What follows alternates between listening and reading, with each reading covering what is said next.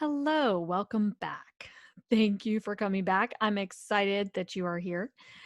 Let's continue with part two of Banishing Busy, managing your mind to manage your schedule. I'm Christina Shenvi. There's my Twitter handle, and my email will be at the end. Please send me info or ideas. So far, we've talked about one and a half of the tips on how to take control of your time. We talked about practicing value-based scheduling, making sure the attention you give something is proportionate to its worth to you and in line with your big values. And then we started talking about avoiding self-sabotage.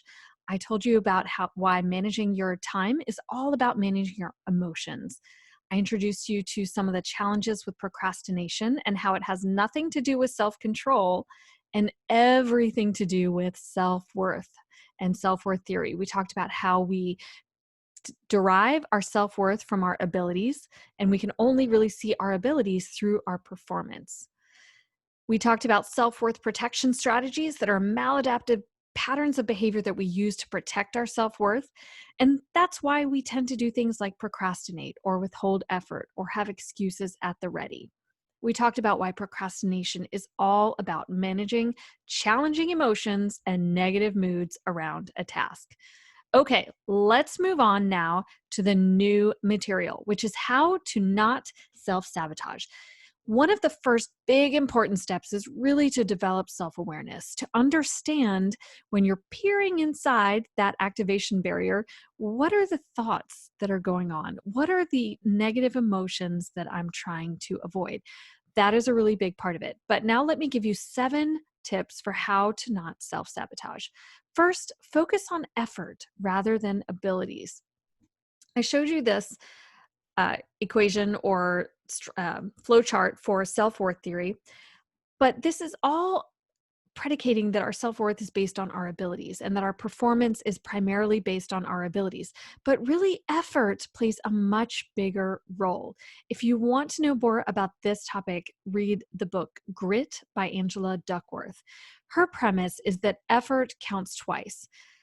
She gives this equation of talent times effort equals skill, and skill times effort equals achievement. For example, I don't play the violin. I don't know what my inherent talent is in violin because I've never tried it. If I put in some effort, then that innate talent times effort will give rise to a skill. I will develop some sort of skill at the violin. And then if I take more effort, that skill times effort, that will then lead to my achievement, whether that is playing in front of some audience or playing in some orchestra, etc. Another way to look at this this is my formulation, is that your talent is your position and your effort is your velocity. So wherever you are in a position along a spectrum of how good you are at something, that's your talent. But your effort, how much you're working at it, is your velocity. So let's focus on effort rather than abilities. Next, decouple your performance and self-worth by learning to love the process.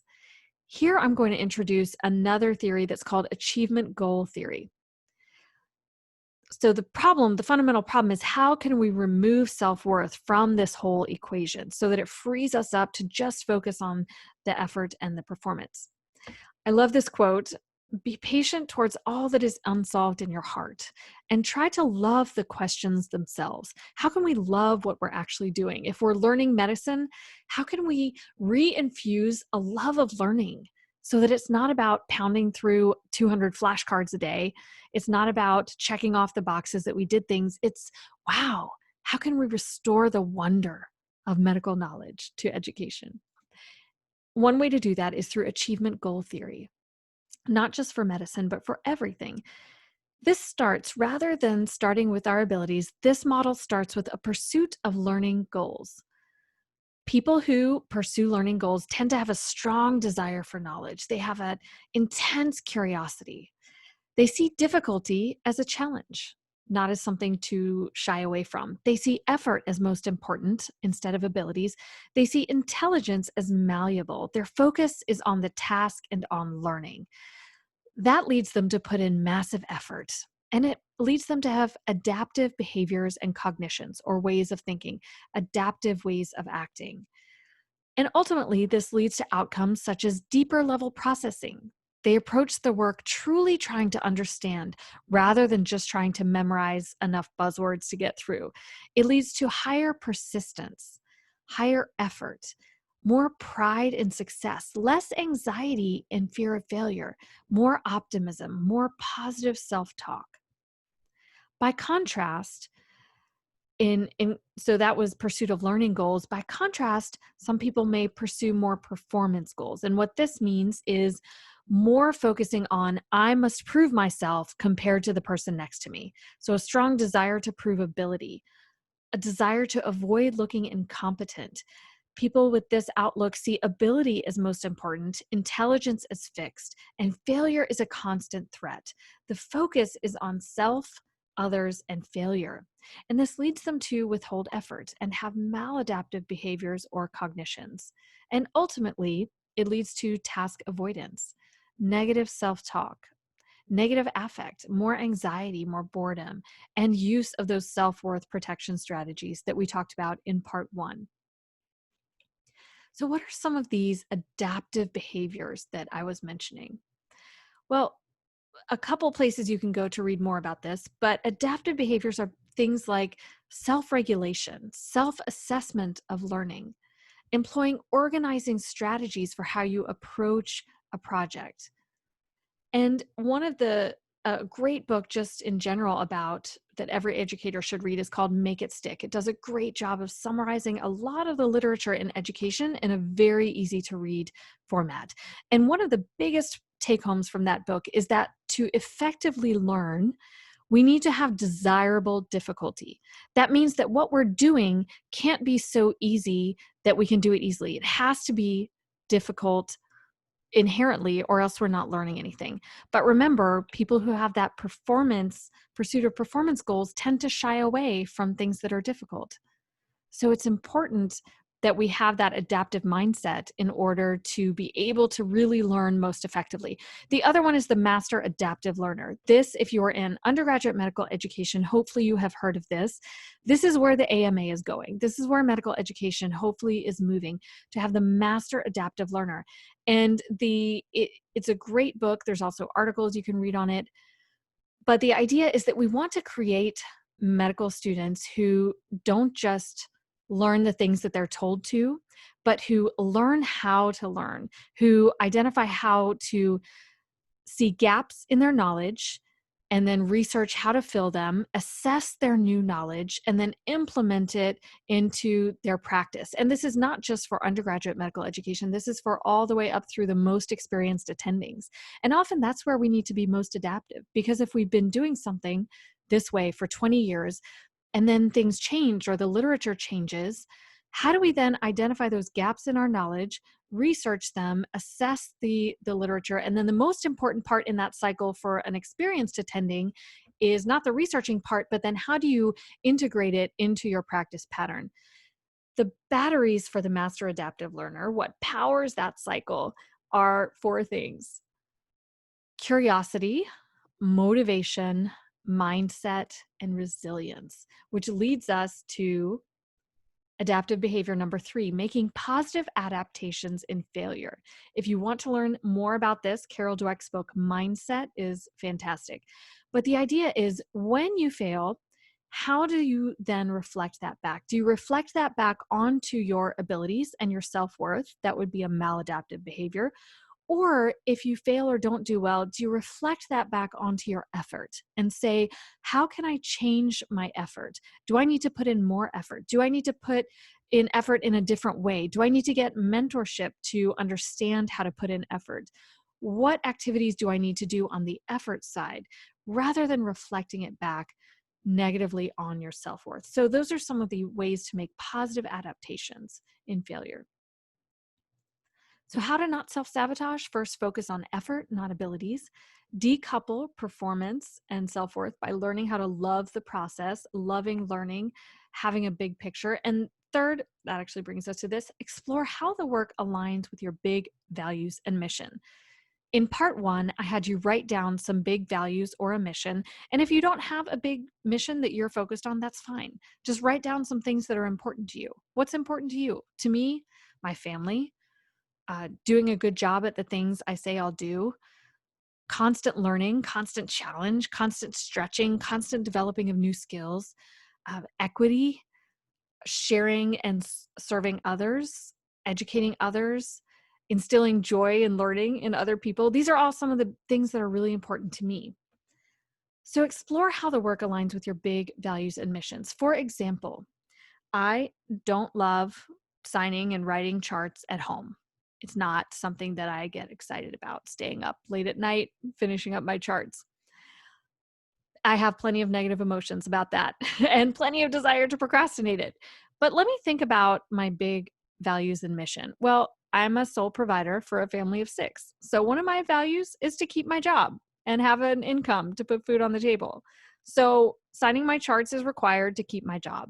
Keeping my job is in line with my big mission or one of my big values. One of my big values is being a good clinician. And part of being a good doctor is documenting adequately on your patients. So all of a sudden, signing those charts at home, which is a very negative task or induces a lot of negative emotions, is something that is in line with my big values and mission. Next, in thinking about those big values, think about what are the things that only you can do in your job, in your home, and what can you outsource? For example, I can't really I could outsource, but I can't really outsource having somebody go on a date night with my husband. Just for many reasons, that would be extremely awkward. Only I can go on a date night with my husband. I can't outsource mommy time with my kids. I could outsource somebody driving them to, you know, hobbies or events. I can outsource somebody watching them. I could outsource somebody washing their clothes, but nobody else in the whole world can do mommy time with my kids. That's something only I can do. At work, what are things that maybe not only, but mostly you can do? What are the things that really require you to do, and what things could be done by someone else? And think about how you can maximize doing the things that only you can do and outsourcing or delegating as much as is humanly possible otherwise. Next, think about, when is B minus work okay? Some things, if I put my hand to the task, I really want to do A plus work. If somebody asks me to give a talk somewhere or a lecture, I really want that to be A plus work. That's very important to me. That's part of my mission as an educator, and it's important to me. Other things can totally be B minus work. If you come to my house is a B minus work. Like, the furniture doesn't match. There's Legos all over the floor. There's dishes in the sink. It's a B minus work. It's comfortable. My family's happy. It's fine. No one's dying. I'm very comfortable with having a B minus house. So think about what your big mission and values are, how you can align your work to them, and how can you maximize the time that you spend doing things that are aligned with your values. Next, cultivate curiosity. I love curiosity. All men should strive to learn before they die what they are running from and to and why. This gets back to that question of, why am I procrastinating? What's inside that activation barrier? What negative emotions am I running from that I'm avoiding this seemingly mundane task? Let your curiosity run amok. For me, curiosity is the canary in my coal mine of burnout. I know I am getting burned out when I no longer have curiosity. When I'm signing those charts at 9 p.m. at home, and a little voice says, I wonder what happened to that patient. I wonder what happened after I admitted them or after I discharged them. Maybe I should go look. And then another voice says, nope, just finish it up, get it done, bang it out, and then get on with your life. And I noticed that when I'm losing my curiosity, that is the start of burnout. So I want you to learn to let your curiosity grow strong and just run amok. I put a picture of a puppy here, or he looks like a teenager type age dog, but let's call him a puppy. If you let a puppy out in your yard, what do? Immediately, they run around. They want to smell everything, every single blade of grass. They want to smell it. Now, to me, all those blades of grass smell exactly the same. But to the puppy, they smell different. Everything is exciting. Everything is amazing. Let your curiosity run amok. When you're up against something, some problem, or you're having some negative emotions, or you're avoiding some task, or you're not sure what you should do, or why you're doing something, or why your mind is thinking some way that it's thinking, let your curiosity run around all over it and sniff it out. Why am I avoiding this task? What is going on? What are the negative emotions? Curiosity is so powerful. I mentioned it's one of the batteries that drives the master adaptive learner process. Remember, curiosity, motivation, mindset, and resilience. So give your curiosity the time that it needs. Foster it, take care of it like a little puppy. Let it play outside. Let it sniff out things that are of interest to you. If you're interested in, that's an interesting thing about that patient, go read about it. Every time you stifle your curiosity, it gets weaker. So allow your curiosity free rein as a way of enacting your agency.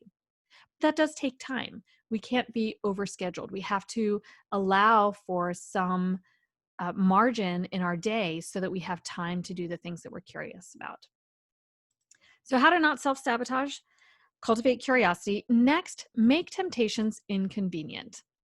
Probably most of the time, we don't procrastinate with things that are mindless or bad things. I mean, maybe we do. We saw from the literature drugs and alcohol is considered a way of self-sabotage, and maybe we do. We go and we binge watch Netflix or Amazon Prime or whatever it is.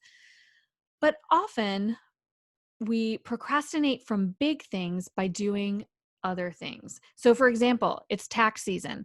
All of a sudden, you absolutely must organize your garage. Your garage has never been cleaner. Why? Because you're procrastinating doing something like your taxes that induces a lot of negative emotions, boredom.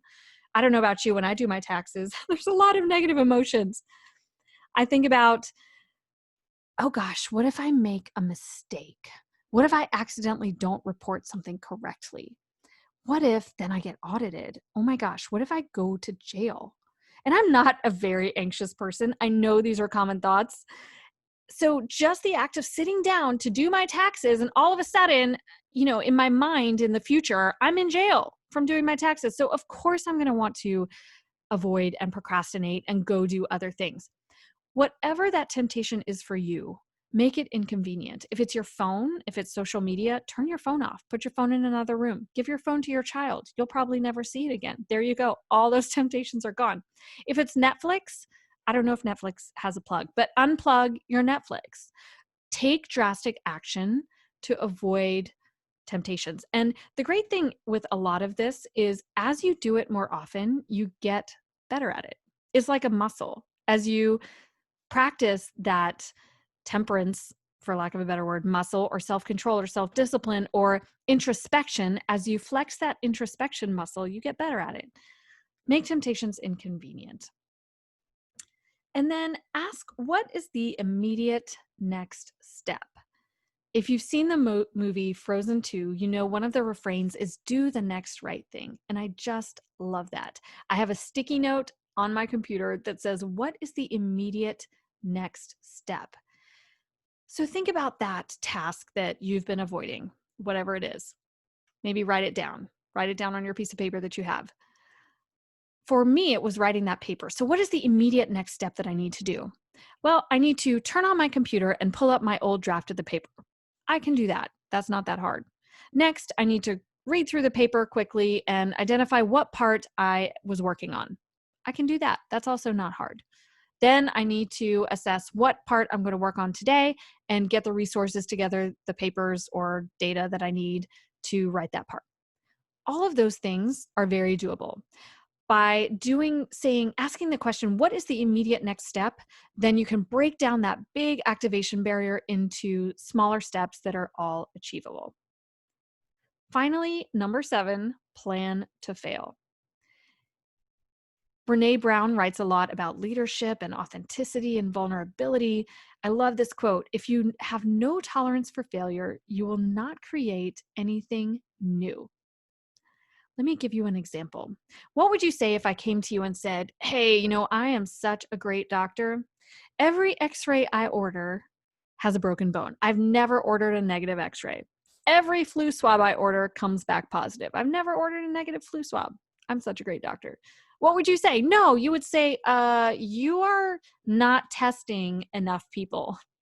You are clearly missing a lot of broken bones or a lot of flus because you're not testing enough people. What does it mean If everything you do, you succeed at, you never fail. If you're not failing, that means you're under trying. You are not trying enough hard things, just like with the flu swab or the x-rays. So how can you, first of all, be more comfortable with failure? And the model that I'm going to give you for that is deliberate practice. Deliberate practice is the theory of how we develop expertise.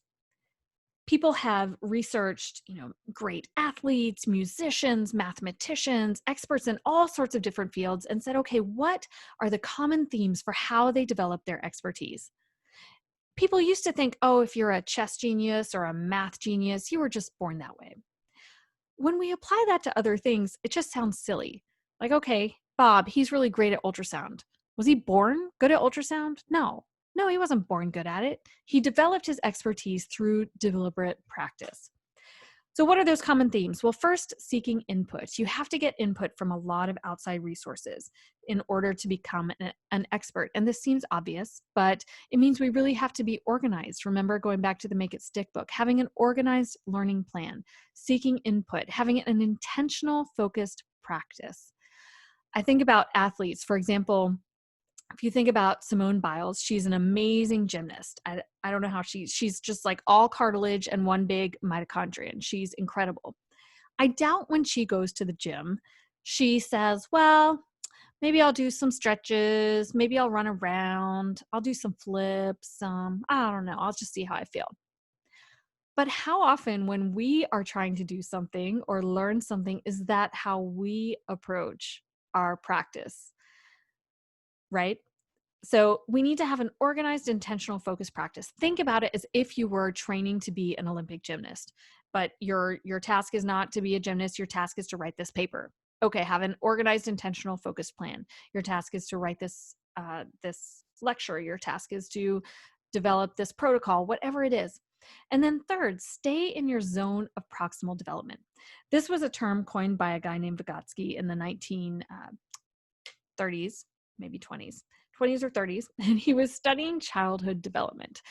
And he realized that when you're learning things, there are certain things that you can do that are just very easy. They're in your comfort zone. So for me, for example, brushing my teeth is very easy for me. I'm not going to lie. I'm not trying to brag, but it's very easy for me. It's in my comfort zone. I really don't learn anything when I'm brushing my teeth. Something that's more difficult, maybe doing a special type of ultrasound, to get back to that example, that might be hard for me.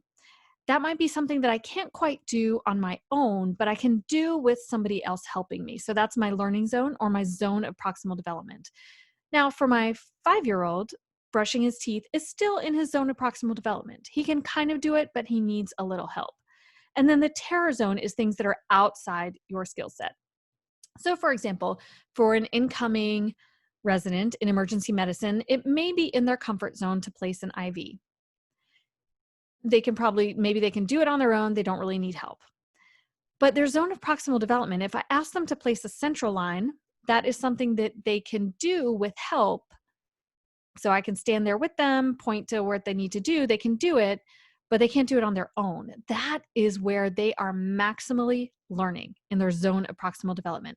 Now, if I ask that same intern, okay, go run this resuscitation, go code this patient, that is probably going to be in their terror zone. They do not yet have enough training to do that on their own. So you're not learning when you're in your comfort zone. You're not learning when you're in your terror zone. So staying as much as possible in your zone of proximal development. Now, guess what? It's outside of your comfort zone by definition, so it is uncomfortable. Remember that desirable difficulty? When we're learning, we want things to be a little bit difficult, and that's uncomfortable. Fourth, seek honest feedback. Returning to that Simone Biles example, she has a coach for her training. Now, if at the end of the week, the coach said nothing all week, nothing, and finally at the end of the week said, okay, I give you a 7.5 out of 10. What would you do? You would fire that coach. That's useless. No, you need somebody there saying, I want you to move in this way, not that way. I want you to point the ultrasound probe this way, not that way. I want you to do this procedure. I want you to think about this in this way. I want you to change how you communicate from A to B, giving very specific, honest feedback. Again, honest feedback, uncomfortable. Fifth, self-regulating. This is the metacognition. We've seen self-regulation earlier in this talk. You have to self-regulate and think about, how is this going? How am I doing? Am I staying in my comfort zone? And finally, plan to fail at least twice a month. I love this because then if I fail, I can just check it off my list. One failure down, two to go. Or I did not do that math right. One failure down, one to go. Sometimes I do overachieve and I fail 3 times a month. But it totally frees you up from that fear of failure. And remember, that's one of the things that prevents us from putting in our full effort is the fear of failure. So if you plan to fail at least twice a month, that helps you know that you're in your zone of proximal development. You're not always ordering positive flu swabs. You're not succeeding at every single thing that you try to do. I'm not talking about epic failures or patient safety issues. I'm talking about things that are tolerable failure. I want to take a brief aside on the imposter syndrome or imposter phenomenon. It's really not a syndrome because that pathologizes it, but imposter phenomenon is something that was first coined back in the 1970s when researching highly successful women, but actually it's just as prevalent in men. What's really interesting is, let's think about what this is. First of all, how does it feel? Well, imposter phenomenon feels uncomfortable. It's the idea that our abilities are not sufficient for the task that we are doing. Our training, just who we are as a person, is not enough for this task or this position or this role. And it's very uncomfortable. There's a lot of fear of failure, a lot of anxiety, self-doubt. There's this fear of exposure as a fraud or a fake. We attribute all our success to luck or some sort of other mistake. Sometime my undergraduate institution is going to realize they made a mistake with admissions and they're going to call me and revoke my diploma. Now that's an extreme example, but that mindset is extremely common. There's also something called the imposter cycle, and I've added of stress and success. This is a simplified version, but the idea is we get some new assignment, and then we have anxiety and self-doubt. And then we either over-prepare, we put in way too much effort to help prevent failure, or we use self-worth protection strategies like procrastination. And then if we succeed, we attribute that success instead of to ourselves to other reasons, maybe to luck or maybe to something that somebody else did. And even when we succeed, that only reinforces the fear of future failure and our own self-doubt. And this is a vicious cycle. And what's really interesting with imposter phenomenon is if you praise the person for their abilities, it only makes it worse. If you say, oh, no, but you're so smart, or you're so capable, or you're so this or that, which is giving an attribution to their character or their abilities, it actually makes them feel worse. It's very interesting. And the book Mindset talks a lot about that, not specifically using the term imposter phenomenon, but about the problems about how that reinforces a fixed mindset rather than a growth mindset. So what's really interesting about imposter phenomenon is, when do we feel like an imposter? Well, we tend to feel like an imposter when we have, say, a new job, more responsibility, a new social situation, or a new relationship. What is the common theme about all of those things? Well, we only feel like an imposter when we are in our zone of proximal development. We don't feel like an imposter when we're in our comfort zone. By definition, brushing my teeth, driving to work, I don't feel like an imposter. But maybe running a code, something that feels hard for me. If you're a third-year resident, maybe running a code, you feel like an imposter. Well, we've already said that you only learn when you're in your zone of proximal development. And if that's where you feel like an imposter, then bring it on. I'm not worried about feeling like an imposter. I worry when I go too long without feeling like an imposter, because that tells me that I'm staying in my comfort zone. If you read a lot of the articles about how to avoid imposter syndrome or phenomenon, most of the time they talk about things like, well, everybody has it. And that's true. About 70% of us from the literature will experience this at one point or another. And they talk about all these famous people who've had it, authors, astronauts, all these very famous people who experience it as well. but that really doesn't make me feel better. If you tell someone, well, you have cancer, but everybody else does too, well, that doesn't really make me feel better. It's still not a good thing to have. And of course, this is nothing comparing that diagnosis as hyperbole. But I think what can actually help us is looking at it through the growth mindset and saying, in order to improve and make adaptive changes and value the process, value the learning, value deep focused work and a deep understanding, I'm going to accept feeling a little bit uncomfortable. I'm going to get comfortable with feeling uncomfortable. And how can we do that? How can we tolerate that negative feeling? Well, we've already talked about managing negative emotions a lot. We can peer inside it, say, hey, why am I feeling like an imposter? Or just first ask, what am I feeling? How does this feel like to me? What does this feels like kind of a funny burning in my chest, or this feels like a sense of, I want to run and hide. What does this sense of discomfort feel like to me? And then look in a little bit deeper and say, okay, what are the feelings that I'm having? I'm having fear. I'm having anxiety. I'm having self-doubt. And look a layer below that and say, what is the self-talk, or what are the maladaptive cognitions? Remember from achievement goal theory, what are the maladaptive cognitions that are underneath those emotions? Things like, I got here by mistake. Everything that I've succeeded at is because of luck. Somebody is going to expose me as a fake or a fraud. I can never fail. I can't tolerate failure. And take a step back and then use some of those things that I talked about earlier for how to manage those emotions. And I'll talk some more in a minute in the next part. But this can be such a powerful way to get through imposter phenomenon that can be truly crippling for many highly performing individuals. Next, Nick Vogue is essentially the director of a similar type of office to mine, but in a much larger scale for the undergraduate population at Princeton, which is my alma mater. And I got to meet him and we talked about this. And he said many of the highly successful students there as undergraduates have a failure deficit. They are devastated when they're either struggling and can't keep up their A average that they've had their whole life, or if they're failing or just not performing well, or even just because they have to put in so much effort. They've seen themselves their whole lives as good students, and to them, that meant succeeding without much effort. And now they're finding they have to put so much effort in. He says they have a failure deficit. The problem is not that they don't know how to succeed. The problem is that they've never learned to fail. And when they do fail, it crushes their self-worth. Daniel Coyle wrote a fantastic book called Culture Code, which is all about why certain groups or teams succeed and why others fail. And he says the road to success is paved with mistakes well handled. Success and failure don't lie in opposite directions. Success lies in the same direction as failure, on the far side of failure.